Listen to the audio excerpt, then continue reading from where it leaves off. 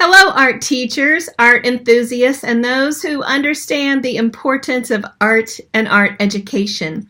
Today, I have some very exciting news for you, which will be unveiled towards the end of this video clip. My name is Trina Harlow. I have been an art, drama, and journalism teacher for over 2 decades. I have taught all levels of art, K-12, higher education, adults, and also have taught in both private and public school. Additionally, I have served as the Education Outreach Coordinator for the International Folk Art Alliance in Santa Fe, New Mexico for the last 2 years and a volunteer for quite a few years. This was a wonderful volunteer position that allowed me to volunteer and interact with both folk artists from all over the world, mainly developing countries, and also with educators from all over the world, and children from mostly low socioeconomic organizations here in the United States. This position was one of the highlights of my life thus far. I look forward to continuing to be a volunteer for IFAA. I currently serve as the program coordinator of the Art Education program at Kansas State University, where we are building one of the finest art education programs in the country. I'm also significantly into my doctoral degree, having almost finished my courses and even ready to begin and already actually kind of doing my preliminary research. Years ago, I was able to teach art and drama in a school in rural Uganda. Some of the children in the school, if not almost all of them, were children of forced migration due to health issues and the HIV/AIDS epidemic or political issues. I've never forgotten the joy these children shared with me in the midst of such difficult circumstances. That experience has literally shaped who I am as an educator now. Other experiences have also shaped who I am as an educator. My first trip out of the United States was when I was 16. Through an organization called 4-H, I met a woman who, to this day, I refer to as the best teacher I've ever had. She was from Ireland, and she immigrated to the United States when she was just 16 years old, alone, and worked in garment factories in New York City. She married an American sailor and ended up in western Kansas, where I was growing up a young and massively creative farm girl. Liz was one of my 4-H leaders, and we grew very close. I was able to go home to Ireland with her during my senior year of high school. My first time to ever be on an airplane, folks. And also, I went to England with her to visit family across the pond. I still remember the beautiful greens, the ocean, the things made out of wool and sheepskin, and eating something called cockles, much like a mussel, but I couldn't quite get past the sand in them, making Alan and Maureen laugh. I walked the streets of Bangor, Ireland, down to the village alone to shop and experience a place unlike any place I had ever been. I can still hear the bombs and artillery of the IRA in the background, as at that time there was a lot of fighting in Ireland. I still remember the full body search I got as I entered the plywood barricade around Belfast. I remember the hundreds-year-old castles, the Tudor buildings of York, England, the chocolate, Waterford crystal, Wedgwood, Flow blue china, and so much more. In 1979, at the age of 17, I went on a people-to-people trip to 9 countries in Europe, including Soviet Russia, or the USSR, as it was referred to back then. I stayed with families in several of those countries, and we met youth groups in several countries, including Russia. I learned so much from those people-to-people relational interactions. These 2 trips led to a love of other countries and cultures and began a love of traveling around the world every chance I got. I counted the other day, and I think I've been to 26 countries and climbing. As a teacher, however, I am most proud of some very real and raw experiences I had teaching orphans in Ecuador in an orphanage, some of which had lost their family just 2 days before I arrived in that huge tsunami that went up the western coast of South America after the Chilean earthquake. They were all non-attended, children on the move, victims of environmental forced migration. They were refugee children who woke up under piles of mud with no idea where their families were. I remember teaching Quechua children high in the mountains of Ecuador multiple times.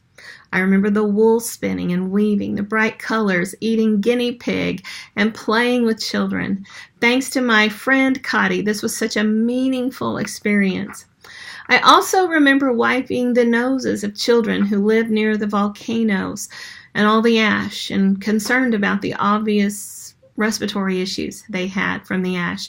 You see, what I loved the most about these trips wasn't getting to travel. It wasn't seeing the architecture and the historical monuments and the tourist attractions and seeing the arts of different areas.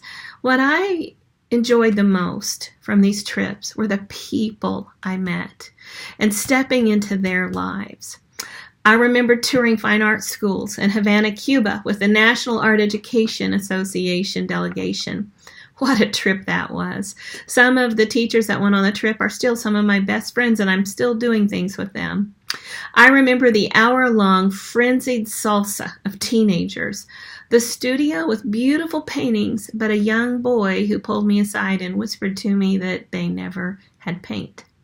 I remember the poetic dance of children with Down syndrome who were taken away from their families to live in a special school. I remember the love shown to me by children and teachers of the poor school we went to.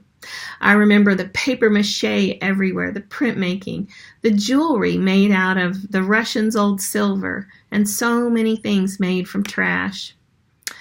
I remember teaching school in Switzerland at one of the world's wealthiest boarding schools to students whose families were leaders of various countries all over the world. I'm sure some sent there because their families had a lot of money and that's what families or the kids wanted to do, but there were also some that were sent there for their safety. Finally, let's go back to Uganda. I remember the Bagala beads. The Bagala beads. Rolled out of trash and chewed by the ladies into shape. The beautiful drums, the incredible singing and dancing of the children.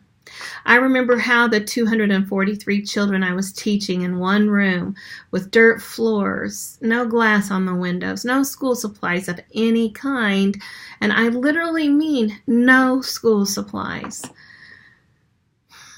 I remember how when I held up a crayon, I literally heard an angelic awe sung by 243 children at once as we were about to pass them out. They forgot the parasites eating their toes, the loved ones they had lost because of HIV, and for a little while they were children loving crayons and coloring sheets I had brought.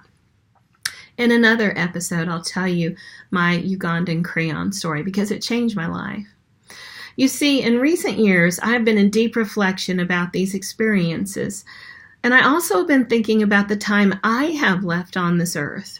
I teach my pre-service university teachers, my college students that I teach, all about service learning. I am convicted to take these experiences of my own life and pay it forward. And for that reason, I'm pleased to announce the creation of the Global Art Education Foundation. I think it is time that art education benefits from a more global lens and advocates even more for our position in 21st century schools. That our schools and educators, that our future teachers, and a whole lot of children benefit from this journey that I've been on in life and others like me. I've met some wonderful people along the way that will be coming on board with the foundation. More about that later. Today, I want to tell you about this exciting news.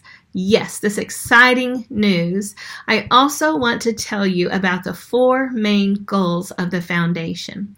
First, we will work with various organizations, schools, universities, nonprofit organizations, and so on to plan and lead art-making workshops with low socioeconomic children's groups around the United States and eventually in other countries. We will be doing this every summer, and we will continue the good work that I began 2 summers ago in New Mexico. We will lead a professional development workshop for art educators and any educators that would like to join us once a year. Sometimes these workshops will be in the United States, sometimes they will be in another country. Our goal in the beginning will be to lead one every 2 years, but we hope to quickly move to doing this once a year. We will write and publish globally inspired curriculum, and we're well on our way to having this ready, with a focus on folk art and the art made by the people of particular areas. And our goal is to make it available free to educators via a digital link. We want to support the brilliant and wonderful work that P12 art educators from all over the United States are doing and elsewhere in the world, in their quest to help their children learn to care about and respect other people groups, cultures, customs, countries, and continents. There's a lot going on in this world. No one can deny that. One of our goals is to offer a positive, relationship-building, peaceful experience for students and teachers as we all try to learn how to live on this world peacefully together and to take care of this fragile globe. Finally, oh my goodness, am I excited about this. Finally, we are beginning a global awards program where we will honor art educators who are making a global difference in the local classroom, and we will honor one artist a year from some remote part of the world who is using their art skills and talents to make a difference in the world through educational activity. We have a lot of work to do, and there will be plenty of opportunity for you to participate, watch, attend, reap the benefits, and eventually even donate if you feel so led to do. We would love for you to follow us on social media. That's all just about ready to launch, our soon-to-be-released website, and by interacting with me as we get started. Our focus is going to be limited to these 4 broad areas mentioned, but our excitement is going to be universal. We are not a foundation that's function and goal is fundraising. As an artist and art teacher, I know how to do things on a shoestring. We are going to make global impact using our brains and our talents. I decided that for the rest of my life, I want to empower others through art, and I want to help the world's people learn more about each other through and because of art. Maybe as John Lennon sang, and actually other people have called me this before, maybe I'm a dreamer. But I'm not the only one. I hope someday you'll join us and the world will be as one.